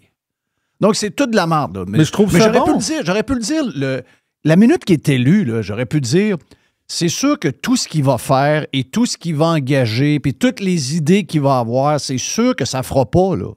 C'est sûr qu'eux autres, ça ne fera pas. Il n'y a rien qu'il va faire. Là. Mais pour les Américains, ça fait. Qui on est, nous, pour donner la leçon aux autres? Est-ce qu'on est supérieur aux autres? Est-ce qu'on est les meilleurs? Est-ce que nous, nos représentants sont parfaits, etc., etc.? Qui sommes-nous? C'est ça qu'il faut se poser comme question. Tu sais, souvent, les gens qui peuvent commencer à checker l'autre puis à passer des commentaires, il faut que tu sois bon, Chris, là. Il faut que tu sois parfait. Il faut que tu sois pas mal dans les meilleurs de classe pour commencer à passer des commentaires sur tout le monde à côté de toi, puis surtout sur des gens qui peuvent t'écraser avec une botte. Là, ils peuvent te dire, regarde, ton cas à toi, on va te le régler. On t'écrase comme un top de cigarette, pas plus que ça. Moi, je trouve ça bon qu'il y ait l'univers Marvel pareil. Parce que l'univers Marvel, c'est des bons et des méchants. Oui, faut que tu détermines qui c'est qui est méchant. Puis là, il dit, là, c'est comme si la gang de méchants arrivait, la gang de méchants colériques. OK, ouais. Mais là, à un moment donné, t'es un gars qui vient d'un institut qui analyse la politique américaine. Là. Je veux dire, tu peux aller plus que ça. Là, il va dire, ouais, mais j'ai dit plein d'autres affaires. Ben oui, mais t'as rien dit. T'as juste dit les affaires qui se disent partout par la gauche. C'est un gars qui a un dossier criminel. C'est un gars qui est conspirationniste, des anti-vaccins. Sais-tu quoi? Moi, je suis ouvert à entendre des points sur les gens qui sont nommés, qui sont pas corrects. Je suis ouvert avec ça, là. J'ai aucun problème avec ça. Mais Christophe, amène de la viande. Lui, il est président de l'Observatoire sur les États-Unis. est fondateur de la chaire Raoul Dandurand. Il est le fondateur de cette chaire-là. C'est-à-dire... Mais lui, il est partout. Là. Dans les médias Montréal, à toutes les fois qu'il arrive de quoi aux États-Unis, il appelle ce gars-là. Il appelle ce gars-là, puis ils savent exactement ce qu'ils vont avoir. Tu sais, je veux dire, lui, il n'y a jamais de surprise. Non, mais lui, il fait partie des intellectuels québécois. Là. Ça veut dire, si tu regardes son poste, si tu regardes, lui, il fait partie de ça. Là. C'est-à-dire, c'est... Oui, OK, parfait. Mais si c'est un intellectuel, il faut que je le sente. Oui, exactement. Moi, chez nous, là, les histoires d'intellectuels, c'est comme des étiquettes qu'on met sur quelqu'un, comme expert. T'sais, on met expert, puis on met intellectuel sur la minute que les gens apparaissent à la TV. Mais un intellectuel, là, ça va arriver avec des choses sérieuses, ça va arriver avec des faits, ça va arriver avec... Tu sais que... Lui, il aurait fait, Jeff, des études stratégiques sur la sécurité des pays. Il aurait fait des études sur la politique étrangère des États-Unis. Oui, mais il faut qu'il l'exprime. Ultimement, il y a peut-être il y a un problème à exprimer ce qu'il veut dire. Moi, je veux juste. Moi, je suis ouvert à entendre parler des nominations de Donald Trump. J'ai pas de problème à ce que quelqu'un me dise voici pourquoi je trouve que cette nomination-là n'a pas rapport. Voici bang, bang, bang, bang, bang. OK. Ça peut me déstabiliser dans mon confort. Ça peut je peux me mettre à me questionner. Il peut me shaker. Mais à date, c'est toujours de même. C'est toujours un esti de pétard mouillé avec rien. Je veux dire, si vous êtes des intellectuels, vous devez arriver avec quelque chose où ce qu'on peut avoir, tu sais, de quoi on dire, ouais, finalement, lui, il était ferré pas mal, là. Ça vient me débiner un peu sur tel gars que je trouvais bon ou telle femme que je trouvais bonne. Ce qu'il vient de raconter là, ça fait bing-bang pas mal. C'est jamais le même. C'est toujours un peu bric-à-brac. C'est toujours à la sauce québécoise, juste des hosties de liner vides. Y a-tu quelqu'un qui peut m'arriver avec un peu de viande? Puis, même le gars, tout le monde en parle, là, même le gars là, qui anime, là, il peut le dire. Là. Je comprends qu'ils sont en direct aujourd'hui, puis c'est plus dur sur le montage, puis ça peut virer en chiard un peu. Mais il peut dire à quelqu'un, « Hey man, je t'ai invité pour que tu me donnes des choses précises. » Tu ne peux pas m'arriver avec des astis de phrases creuses de même. C'est un genre de perroquet de ce que le monde dit. Ben oui, mais là, c'est quoi la différence entre lui, Loïc Tassé, Normand Lester, Richard et tu? Chris, ils disent toute la même affaire. Ils disent de la marde, des affaires qui sont pas... Il n'y a rien. Il n'y a pas rien de vérifiable. Il n'y a pas rien de concret. C'est juste des fucking liners. C'est des buzzwords. C'est des... Yark! Moi, je veux pas ça. Je veux pas ça de notre gang, puis je veux pas ça de l'autre gang non plus. Et il dit que ça y a pris une semaine à s'en remettre. Bah alors, mais pourquoi? Pourquoi, Chris? Tu restes au Québec. C'est ça. Calme-toi les nerfs. T'es un analyste politique. Pourquoi est-ce qu'il faut que tu t'en remettes de ça? Je comprends pas. Ben non. Les gens là-bas, là, ils étaient au football en fin de semaine, là.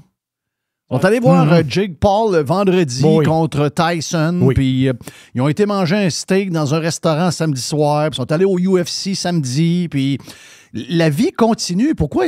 On dirait qu'il y a une place dans le monde où ce que les gens sont complètement tombés sur la tête 24 heures sur 24, c'est chez nous. Chris, calmez-vous les nerfs. Alors, commencez à vivre, décrochez un peu de Donald Trump. C'est juste drôle, Donald Trump, il va juste nous faire un show, il va juste probablement améliorer les États-Unis d'Amérique, puis il va faire « The America Great Again ». Le reste, regardons-le, puis s'il se plante, tant mieux pour vous. Mettons qu'il se plante, vous me direz dans 4 ans « Hey, ton homme s'est planté ». Mais là, jusqu'à maintenant, ça donne quoi, ce petit broyage-là? On est tombé mature. Sur le plateau hier, évidemment, tout le monde qui était là, c'est tout du monde anti-Trump. Tu sais, Mané, quand il dit ça a pris une semaine à m'en remettre, il y a une fille à côté, on ne l'entend pas, puis elle dit pour nous tous. Nous tous, ça a pris une semaine, nous tous, à s'en remettre. On est crampés de rire. Mais le pire, c'est que c'est probablement effectivement un genre de constat pan-québécois, mais ça marche pas. Écoutez bien, là.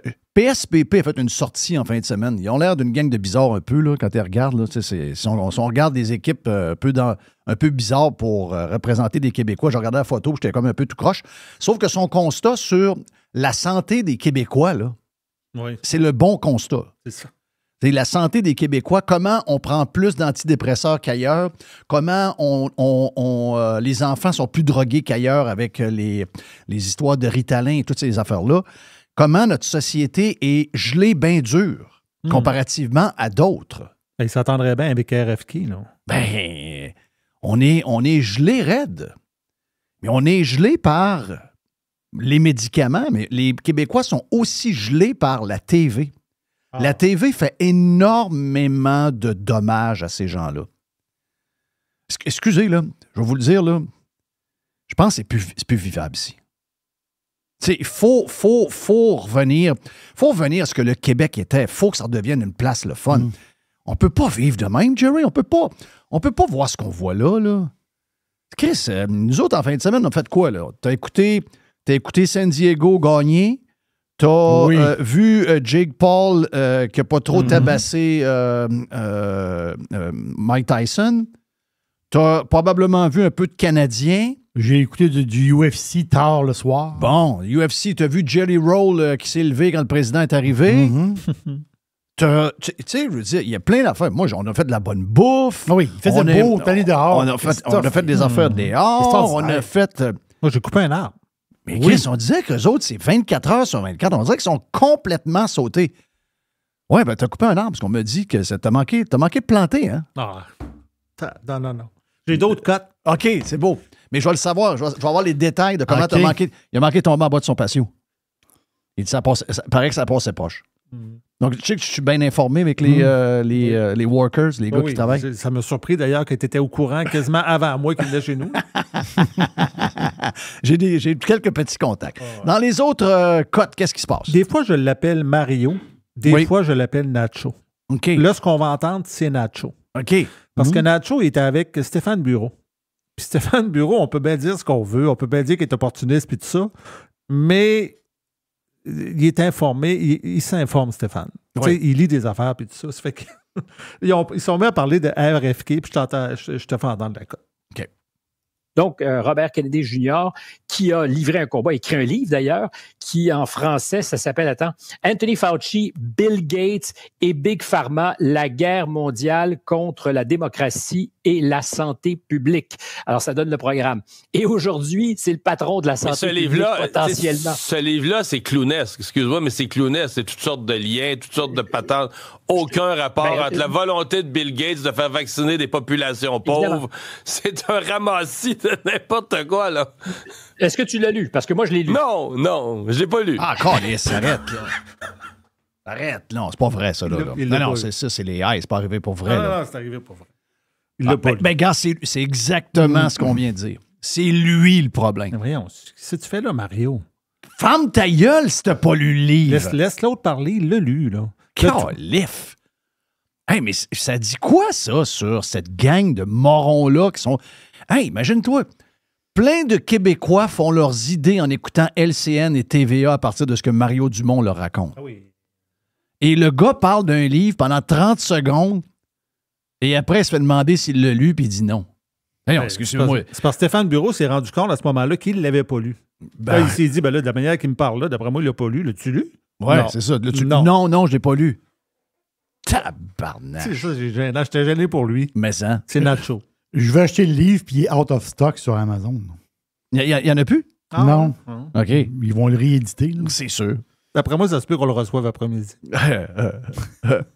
Oui, exact. On va le recevoir. Merci, Eric. À part ça, qu'est-ce qu'il y a? Marie-Lou.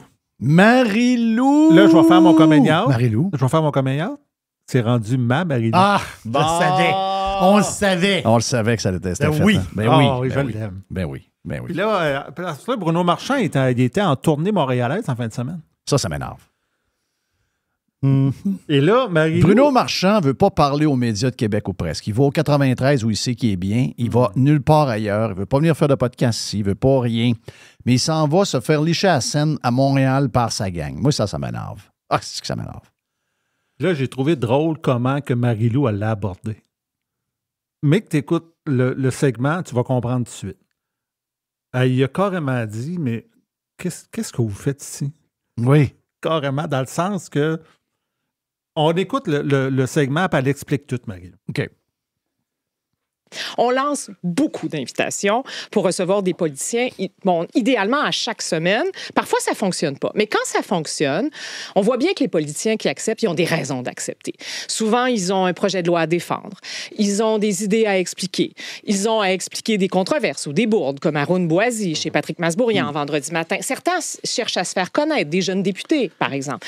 Pourquoi vous avez accepté de faire le trajet entre Montréal et Québec pour venir sur notre plateau aujourd'hui, Bruno Marchand? Mais d'abord parce que vous l'avez demandé. Oui. Mais pourquoi fondamentalement? Vous auriez pu dire non. Oui, mais sans médias, je pense que l'institution démocratique y perd. Nous avons besoin des médias et les médias, pour faire leur travail, ont besoin notamment d'avoir accès aux politiciens et de pouvoir leur poser des questions, les cuisiner, les remettre devant les faits accomplis, les faits non accomplis. Je pense que c'est mon devoir de le faire. Ça, c'est n'importe quoi, là. C'est n'importe quoi parce que les politiciens d'aujourd'hui, malheureusement, c'est très, très triste, là. C'est très, très triste parce que c'est drôle, hein? Morning Joe, OK? Ce matin, Morning Joe sur MSNBC. MSNBC, d'abord, c'est un réseau de nouvelles pan-national qui est dans les 3 grands réseaux de nouvelles qui est techniquement en faillite. Là. Quand tu regardes les codes d'écoute de ça, c'est pathétique, mais c'est un réseau de nouvelles qui est 100% démocrate et 400% anti-Trump. Et Morning Joe, qui connaît très bien Trump depuis longtemps, un gars de Miami. Morning Joe, Joe Scarborough, l'ancien élu. Joe Scarborough avec la madame qui est là. La madame, je ne sais pas de quelle famille politique dans laquelle elle est venue. Mais ils font le show du matin, ça. Et eux autres, là, ils ont traité Trump de tous les noms pendant la campagne. Ils l'ont traité de Hitler, OK, plus qu'une fois. Et savez-vous ce que Trump a fait vendredi? Parce qu'il les a entendus jeudi déblatérer sur lui, puis là, ce serait le fun d'y parler, puis il ne voudra pas nous parler. Et il les a appelés. Ah. Pas en ondes. Il les a appelés, il a dit « Sautez d'un avion, venez me rencontrer. Bon, vous parler de mon plan. » Et là, la déclaration... je l'ai entendu il y a quelques minutes, juste avant de commencer le lab avec Mr. White. J'ai entendu Joe Scarborough, avec son animatrice, qui raconte que finalement, ils ont décidé de rétablir des ponts avec Donald Trump pour pouvoir parler avec lui. OK? Et qu'ils ont passé du temps, puis ils se sont... il était de bonne humeur, il nous a expliqué ses plans, etc. Donc, là, c'est sûr qu'on va avoir beaucoup de plaintes. Là, on va avoir beaucoup de plaintes de nos téléspectateurs parce qu'on a fait ça, mais nous, on pense que c'est mieux de rétablir des ponts, d'essayer de se comprendre, que de juste se parler de manière interposée puis de s'attaquer en se criant des noms bord en bord. Mais ça. OK? J'ai trouvé ça extraordinaire. Je les trosse zéro, mais j'ai trouvé que Trump a du front en asti. Oui. Parce qu'il n'y a pas besoin de... Il n'y a plus besoin. Lui, là, il n'y aura plus d'élection après. Là. OK? Lui, là, il n'y a plus besoin. C'est fini. Là. Il aurait pu envoyer chier MSNBC et les laisser crever parce qu'ils sont en train de crever. Non. Il les a collés puis il a dit « Venez-vous-en, Mar-a-Lago, je veux jaser. » Il est temps de... Puis, ils se connaissent, là. Ça fait des années qu'ils ne se sont pas vraiment parlé, mais Joe Scarborough l'a appelé le matin de l'assassination pour lui demander s'il était correct. Ils se connaissent. Ils saillissent, mais ils se connaissent depuis longtemps. Et il a dit « Joe », puis l'autre, là, la madame qui est là, « Venez-vous-en. » Et ils se sont jasés pendant 1 heure et demie de temps. Ça vous montre l'homme, en passant. Ça vous montre pourquoi Trump est Trump. Pourquoi ce gars-là est un fighter. Pourquoi il était capable de revenir. Ça, là, vous avez une preuve de comment ce gars-là agit et il agit de la bonne manière. Les nôtres font pas ça. Ce qu'il vient de vous dire, Marchand, c'est pas ça pantoute qu'il fait. Marchand, là, il fait une analyse. J'ai besoin d'aller vendre, comme elle a dit, j'ai besoin d'aller vendre quelque chose, j'ai besoin d'aller me faire connaître, les élections s'en viennent, etc., etc. C'est l'année prochaine, je dois commencer mon plan pour être réélu. Ça va être serré, il faut tout que je prenne où je vais parler et où je vais me faire voir. Les gens alentour de elle, de lui, donc les gens alentour pour les autres politiciens, c'est la même chose. Contrairement à Trump, ils n'iront jamais voir les gens qui les challenge. OK? Il va toujours essayer de s'en aller dans une chambre d'écho pour se faire licher la scène par des gens qui savent qu'il ne les challengera pas. Mais c'est pas de même qu'on va rien régler en passant.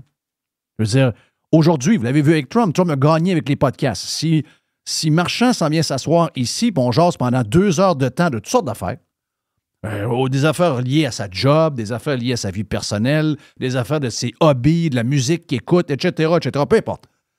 Mais Chris, on peut bien plus avancer qu'aller voir quelqu'un qui fait partie de ta gang. C'est le même. Comme hier, à Tout le monde en parle, pourquoi ne pas avoir des gens comme nous qui sont pour Trump à l'entour de la table? Pourquoi avoir bourré la place d'anti-Trump? C'est quoi le but? Il n'y a pas de but. Si tu n'as pas de confrontation, si tu n'as pas de gens qui sont en train de se frotter, de brasser des idées, ça donne quoi, cette affaire-là? Absolument rien. Tu tiens le temps. Là. Tu tiens le temps. Donc, c'est des mensonges. Parce que Bruno Marchand ne veut pas aller voir les gens qui le challenge. C'est triste. Mais là, ce qu'il vient de dire, c'est ça qui est drôle. Moi, je peux vous dire une affaire. C'est que si j'étais en politique, j'aurais plus de plaisir à aller dans les places qui me challenge qu'aller dans les places qui me lichent la scène. Ouais, mais ça, pour faire ça, il faut avoir confiance en toi. Regarde. Ouais, mais Bruno Marchand n'a pas... attends. Parce que Trump, là, il déborde de confiance. Lui là, c'est comme... D'accord. C'est vrai. C'est vrai. Mais je pensais qu'un gars comme Bruno Marchand avait un peu de confiance. Là, regarde. Là, il est allé à Marie-Lou. Après Marie-Lou, il est allé à Cogeco. Parce que là, n'oublie pas que qu'est-ce qu'il vient de dire, c'est que c'était important pour lui d'aller dans tous les médias. Oui. Puis là, il va à Cogeco, puis on écoute la prochaine cote. Il est avec Elisabeth Crête, la fille à Alain OK, ça, c'est le 3e. Ici, il y en avait un autre. C'est celui à droite de celui que tu viens de jouer. Là. OK. Il s'appelle Bruno Marchand va à tous les médias. OK, c'est bon, parfait. On y va. Je veux parler des médias, M. Marchand. Vous êtes un maire à Québec qui, puis je vous ai écouté sur différentes tribunes, vous allez à toutes les radios de Québec, vous avez donné des entrevues partout. Vous n'y allez plus maintenant, mais vous êtes allé. Mais vous êtes allé, par exemple. Je suis allé, oui. Oui, puis je pense que la dernière fois, ça avait brassé un peu, effectivement, mais c'est assez récent que vous y allez plus, parce que vous êtes allé, il me semble, dans la dernière année. Ça fait plusieurs mois, mais non. FM 93, vous êtes là presque chaque mois avec nos collègues du Midi. Ouais, c'est donc bien ordinaire, ça. C'est quoi que ça fait, là? Je sais pas. C'est parce que là, lui, il arrive d'une... Parce que moi, j'écoute les deux affaires back-to-back. Non, mais juste, il vient de dire qu'il va à tous les médias, que pour lui, c'est important. Puis c'est pour ça qu'il est à Montréal. Mais ça vient de confirmer ce que je viens de te dire il y a 2 minutes. Il veut accomplir quoi en n'allant pas à Choix? C'est quoi le but? Qu'est-ce qui le déplaît tant que ça de Choix? Ben ça, c'est justement, c'est l'autre cote qui explique pourquoi il ne va pas à Choix. OK. Donc, celle-ci? Oui. OK. On ne peut pas dire des faussetés. On ne peut pas faire un show puis te prétendre de l'information puis dire de trafiquer les informations. On n'est pas capable de concurrence. Tu ne peux pas jouer aux échecs avec quelqu'un dont la dame vole puis elle t'attaque tes pièces avec des missiles. On ne parle pas le même langage, on ne parle pas le même game. Vous pouvez être en désaccord. Mais si vous dites des choses qui ne sont pas vraies, ben, qu'est-ce que vous voulez qu'on fasse? On peut même pas dialoguer. Ben voyons donc, c'est zéro vrai, ça. C'est zéro vrai, ça. Si quelqu'un avance quelque chose qui n'est pas vrai, tu y vas, puis tu vas dire la vérité. Puis tu vas leur virer dans ses shorts, puis tu vas prouver au monde que qu'est-ce que lui a dit ou elle a dit, c'était des mensonges, puis c'était des affaires qui étaient tout croches. Voyons donc, c'est quoi cette affaire-là? C'est quoi ce manque de confiance en soi-là? Tu y vas, puis tu fights. Christophe, on a perdu ça. On avait ça dans l'ADN des Québécois avant. On avait le goût de fighter. On avait le goût de remettre en question les gens qui n'étaient pas tout le temps clean. Lui, s'il pense qu'il y a des gens pas clean à Choix qui y allent, dire c'est « Oh non, ben on va les laisser aller, puis les gens jouent avec... » D'abord, on ne sait même pas ce qu'il dit, de quoi il parle. C'est quoi qu'il parle? Il n'y a rien à vendre, là, Marchand. Hein? Qu'est-ce qu'il y a à vendre, Marchand? Il n'y a rien à vendre. Ben, c'est ça que Marie-Lou a dit. Il n'y a rien à vendre. Qu'est-ce qu'il y a à vendre? Il n'y a absolument rien à vendre. Il y a des pistes de vélo. T'as quoi à vendre? Il n'y a rien à vendre. C'est quoi le projet? Y a-t-il quelque chose dans la ville de Québec? Il n'y a rien. Il n'y a rien. Il n'y a rien. Il veut pas de troisième lien, puis c'est un gars qui veut un train, mais le train, ça n'arrivera pas. C'est ça. Vous allez savoir pourquoi le train ni le troisième lien n'arrivera pas cette semaine. Quand ils vont vous montrer les chiffres d'endettement du Québec, vous allez voir qu'il n'y a pas grand-chose qui va se faire ici. Là. On est sur le bord de la décote. Là. On a été avisé que si on ne change pas des affaires, il y a une décote qui s'en vient. Là. Donc, lui, il n'y a pas de plan, rien. Il n'y a pas de plan, rien, puis sa ville est bostée à grandeur, puis on l'a appris qu'il n'y aura aucun changement là, pour les affaires de circulation à Québec. Là. Là, on est fourré avec ça pour tout le temps. Donc, lui, il se crisse de tout ça. Il n'y a rien à vendre, lui. Le magasin est vide. Là. Mais sérieux, mais qu'est-ce qu'il va faire? Pourquoi la mairesse de Montréal ne vient pas à Québec? Parce qu'elle est mairesse de Montréal. Et pourquoi le maire de Québec va faire des entrevues à Montréal? Parce que c'est plus complaisant. Il veut se faire flatter. Il veut se faire licher à la scène. Il veut te faire flatter. Il est resté surpris par la question de Marie-Lou, pareil. Hein. Il dit, ben là, c'est parce que vous m'avez invité. Ouais, mais elle dit, j'invite plein de monde, mais elle dit, tu sais. Vous n'êtes pas obligé d'accepter. C'est incroyable. Ouais. Non, c'est en fait, je comprends rien. Je comprends rien de l'histoire. Non, c'est incompréhensible. Le fait, c'est que Marie-Lou était poignée. En réalité, là, elle était poignée avec lui. Là. Ouais. La réalité, c'est ça. C'est qu'elle, elle a le maire marchand devant. Et là, il est là, puis qu'est-ce que je fais avec ce gars-là? Oui. De quoi on parlait? Là? On parle de quoi, là, Chris? C'est ça. Oui. On parle de quoi, là? De Bessic? Oui. Chris, c'est quoi qu'on parle? Les Bessic puis le déneigement des hosties de pistes de vélo, ils ont juste ça dans la tête, une gang de fatigants. Hey, plus de lab dans la version Prime de Radio Pirate. Le labo de Mr. White. Yeah! Radio Pirate. It's exactly what they need. Radiopirate.com.